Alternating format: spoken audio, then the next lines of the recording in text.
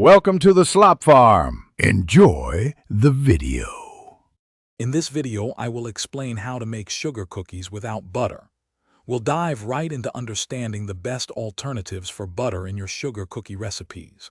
You'll discover how different fats, like shortening or cream cheese, can change the texture and taste of your cookies.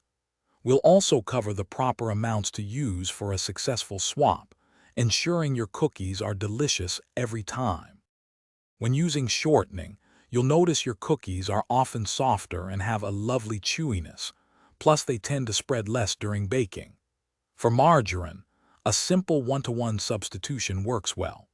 Just be sure to select a stick margarine that contains at least 80% vegetable oil for the best texture and flavor, mimicking butter's richness closely. Cream cheese is another fantastic option, lending a delightful tang and a slightly denser, cake-like texture to your sugar cookies. For a lighter touch, consider using unsweetened applesauce or mashed banana to replace some of the fat while adding moisture.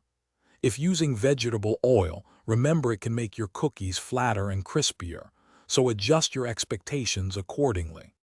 For the best results, always chill your cookie dough for at least 30 minutes before baking. This helps prevent excessive spreading.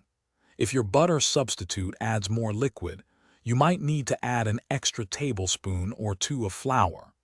Bake your cookies at 375 degrees Fahrenheit for about 8 to 10 minutes until the edges are lightly golden.